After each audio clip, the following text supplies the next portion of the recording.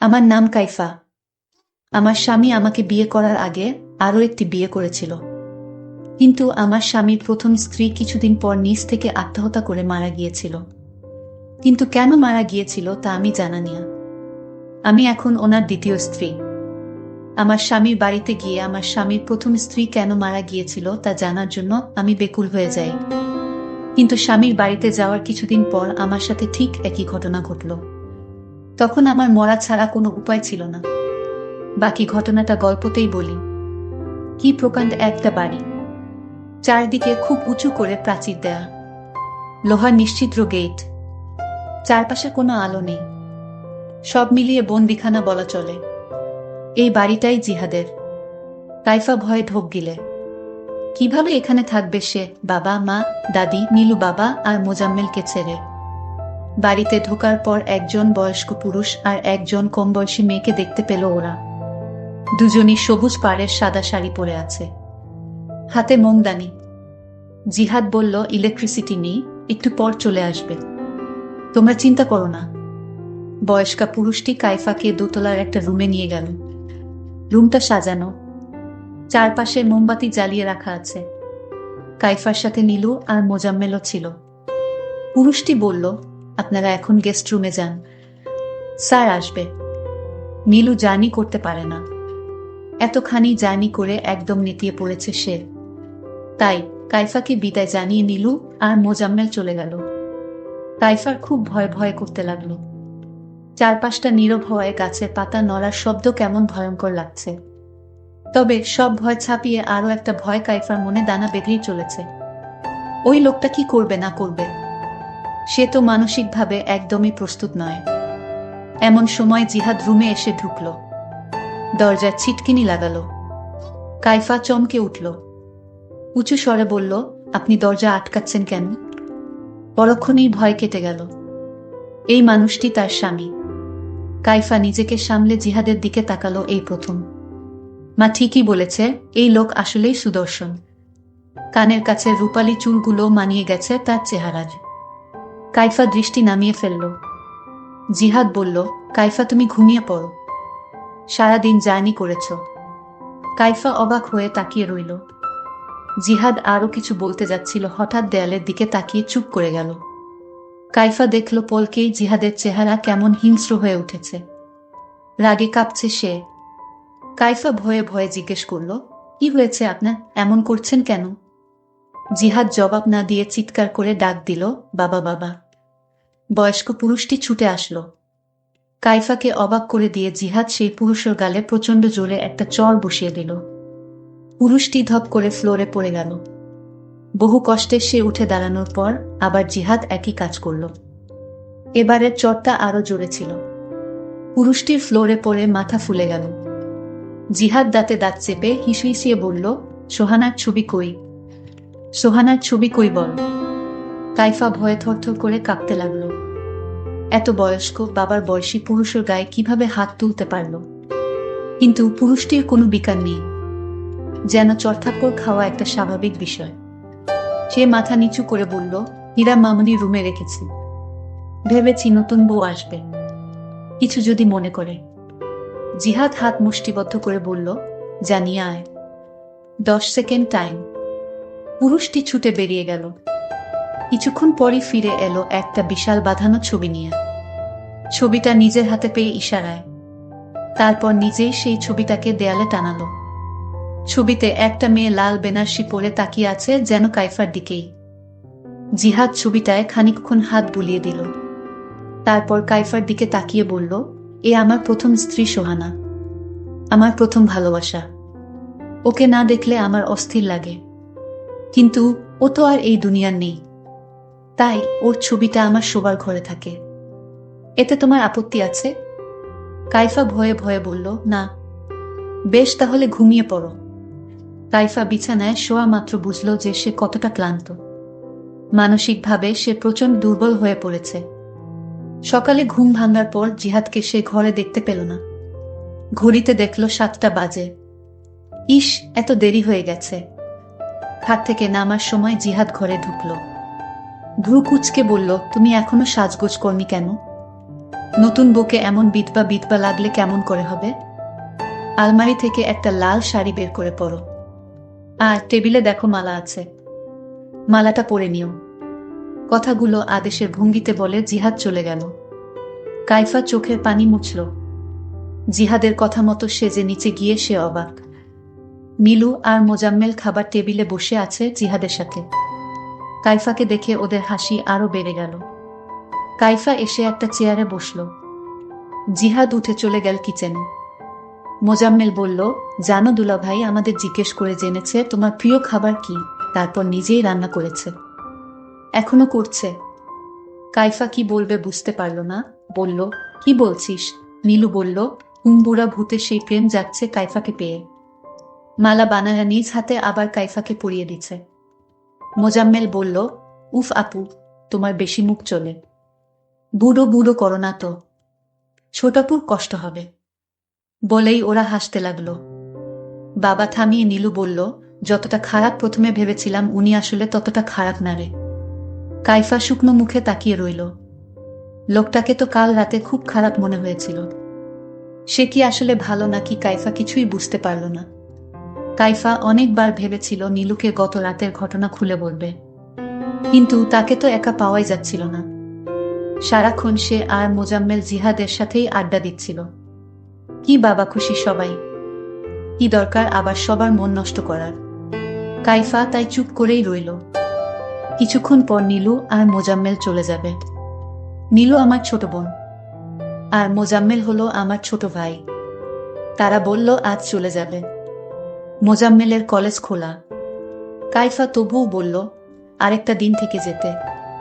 জিহাদ হেসে বলল, যেতে চায় আটকাচ্ছ কেন? যখন মন চাইবে তখনই গাড়ি পাঠিয়ে ওদের নিয়ে আসব। চোখের পানি মুছে কাইফা ওদেরকে বিদায় দিল। জিহাদও অফিসে চলে গেল। একবার কাইফার দিকে তাকালো না। কাইফা একা একা কি করবে ভেবে পেল না। সে বাবা নামের পরিচারিকাটির কাছে গেল। বলল, কাল রাতে উনি যেই কাজটা করেছে সেটার জন্য আমি আপনার কাছে দুঃখিত বাবা। মানে আমার শ্বশুর। বাবা চুপ করে রইল। কাইফা আরো কিছুক্ষণ গল্প করার চেষ্টা করল, কিন্তু বাবা বলল, বোমা এ বাড়িতে মালিক শ্রেণীর কারো সাথে অকারণে কথা বলা নিষেধ। এতে মালিকদের অপমান হয়। জিহাদ জানলে খুব রাগ করবেন। কাইফা অবাক হয়ে তাকিয়ে রইল। এত বড় বাড়িতে একা একা সে করবেটা কি? কোনো কাজও তো নেই। কাইফা দোতলায় উঠে গেল। যাওয়ার সময় বাবা পিছন ডেকে বলল, বোমা চিলেকোঠার ঘরে যাওয়া জিহাদের নিষেধ আছে, ওখানে যাবেন না। বাকি সব চাইলে ঘুরে দেখতে পারেন। কাইফা বেডরুমে এসে বসে রইল। তার ডায়েরিটা বের করল। লিখল, মা, আমার অনেক ভয় করছে। আমি তো এখনো অনেক ছোট, এখনো মানুষের মধ্যে থাকা অন্য রূপ ধরতে শিখিনি। কে খারাপ কে ভালো বুঝিও না। কেন তুমি আমাকে এত দূরে সরিয়ে দিলে? আমার খুব মন চাইছে এসব কিছু ছেড়ে ছুড়ে তোমার কাছে চলে আসি। কাইফা লেখা বন্ধ করল। দেয়ালে থাকা সোহানার ছবির দিকে তাকিয়ে রইল। ছবিতে সোহানাকে খুব হাসি খুশি দেখাচ্ছে। কাইফার মনে হলো ছবিটির হাসির মধ্যে রয়েছে বিদ্রুপ। সে যেন বলছে, দেখেছিস আমার স্বামী এখনো আমাকেই ভালোবাসে। কাইফার হঠাৎ মনে পড়ল যে জিহাদ আর সোহানার তো একটা মেয়ে আছে। সে কি এই বাড়িতে থাকে না? মেয়েটার নাম সম্ভবত হীরা। গতরাতে বাবা বলেছিল। কাইফা হীরাকে খুঁজতে লাগল। দোতলার শেষ ঘরটার দরজা খোলা। কাইফা একটু উকি দিয়ে দেখল একটা 10-12 বছর বয়সী মেয়ের হাত পা বাঁধা। কম বয়সী কাজের মেয়েটি তাকে খাইয়ে দেওয়ার চেষ্টা করছে।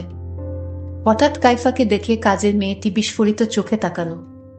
বলল, ম্যাডাম আপনি এখানে এসেছেন কেন? যান তাড়াতাড়ি। কাইফা বলল, তুমি বাচ্চা মেয়েটাকে বেঁধে রেখেছ কেন?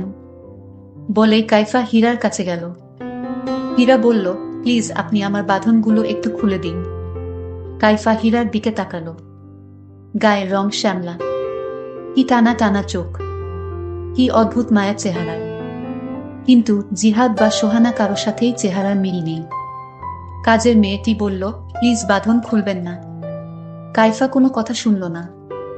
বাঁধন খুলে দেওয়ার সাথে সাথে ঘটালো অদ্ভুত এক ঘটনা। মুহূর্তেই হীরা প্রচণ্ড হিংস্র হয়ে উঠল।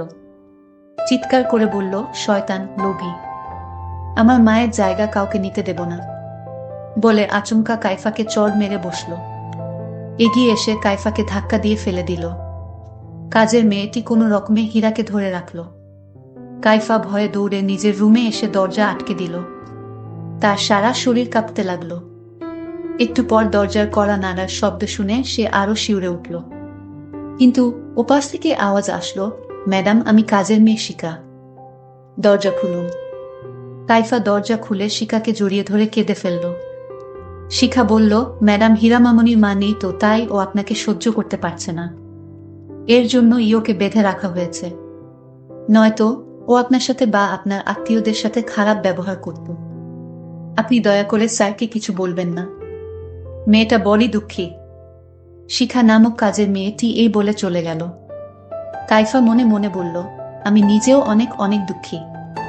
রাতে জিহাদ ফিরার পর কাইফা সবটা বলে দিল।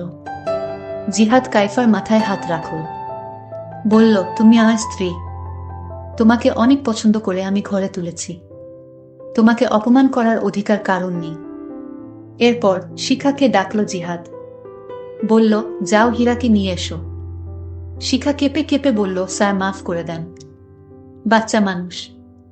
জিহাদ বলল, আরেকটা কথা বললে তোকে।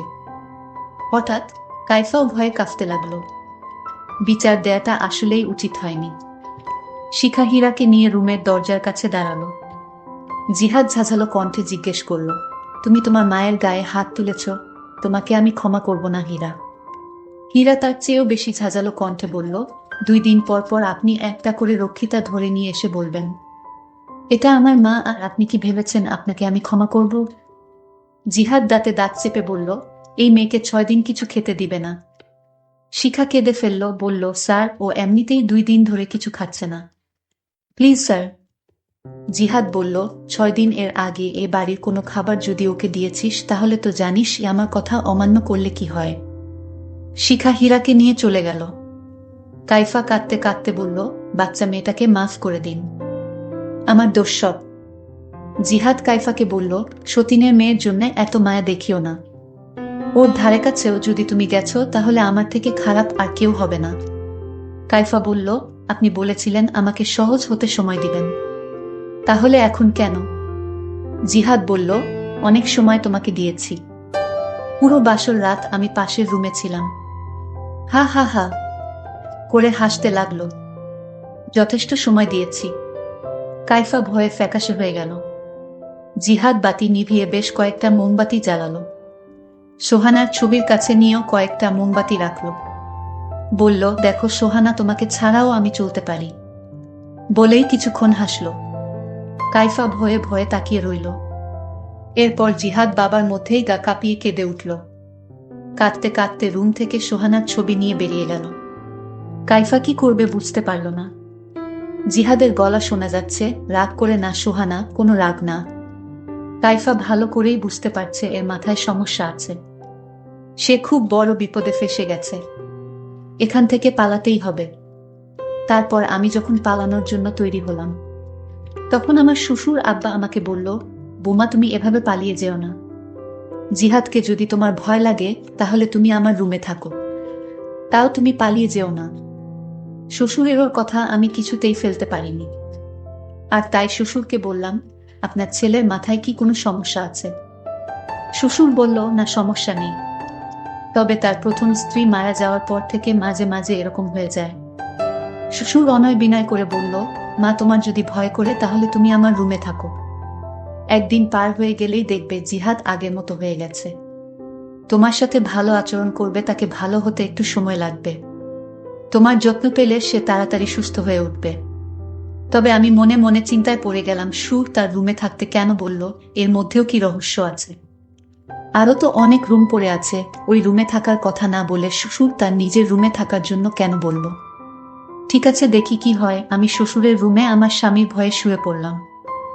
আমার শ্বশুর নিচে পাটি বিছিয়ে শুয়ে পড়ল, আর আমি কাঠে শুয়ে পড়লাম। কিন্তু আমার চোখে কিছুতেই ঘুম আসতেছিল না। আমি ঘুমানোর চেষ্টা করলাম। হঠাৎ স্বামীর ডাক শুনতে পেলাম। স্বামী আমার নাম ধরে ডাকতে লাগলো, কাইফা, এই কাইফা, তুমি কোথায়? শুনছো না তোমায় আমি ডাকছি? কাইফা তার স্বামীর কথাগুলো শুনতে পেল। কিন্তু কোনো উত্তর দিল না। তারপর আমার স্বামী নিশ্চুপ হয়ে ঘুমিয়ে গেছে মনে হয়। আমার শ্বশুর ভেবেছিল আমি ঘুমিয়ে গেছি, তাই শ্বশুর ধীরে ধীরে পাটি থেকে উঠল। আমি লক্ষ্য করছিলাম সুর আব্বা কি করে। তখন শ্বশুর আব্বা দেখলাম আমাকে একটা ডাক দিল, বুমা। যখন আমার কোনো সাড়া পেল না, আবার ডাক দিল। যখন কোনো সাড়া পেল না, তখন চুপেশ থেকে একটা সাদা রুমাল বের করলো, আর সেই রুমালে কি যেন মিশ্রিত করলো। তারপর আমার মুখের উপর ছুঁড়ে মারল। আমি তখন সাথে সাথে জ্ঞান হারিয়ে ফেলি। তারপর সকাল হলো, আমার যখন জ্ঞান ফিরল, আমি বুঝতে পারছি আমার সাথে কি হয়েছিল। আমার কাছে ব্যাপারটা অদ্ভুত মনে হলো। কেন আমার সাথে এমনটা হলো? আমি কি দোষ করেছি এই পরিবারে? আমি তো একটা গরিব ঘরের মেয়ে, কেন আমাকে সুর এবং আমার স্বামী আমার সাথে এরকম আচরণ করবে? আমি কি দোষ করেছি? আল্লাহর কাছে বারবার ভিক্ষা চাইছিলাম, আল্লাহ, এ পরিবার থেকে আমাকে বাঁচাও। আমি যখন রুম থেকে বের হচ্ছিলাম, তখন কাজের মেয়েটি আমাকে বলল, ম্যাডাম, আপনি কই ছিলেন? আপনার স্বামী আপনাকে খুঁজছিল। আমি কাজের মেয়েটির সাথে আজ ঘটে যাওয়া ঘটনাটা শেয়ার করলাম। কাজের মেয়েটি তখন কেঁদে কেঁদে বলতে লাগলো, আমার মা আছে, বাবা নেই, কিন্তু আমার মায়ের চিকিৎসা এবং পরিবারের খরচের জন্য এ বাড়িতে বুয়ার কাজ করি। রান্না থেকে শুরু করে সাহেবের মেয়েকে দেখাশোনা সবকিছু আমার করতে হয়। আচ্ছা, তোমাকে একটা প্রশ্ন করি। কাজের মেয়েটি বলল, কি বলবেন বলেন ম্যাডাম। আমি তখন কাজের মেয়েটিকে জিজ্ঞেস করেছিলাম, তুমি তো এ বাড়িতে অনেকদিন যাবত আছো।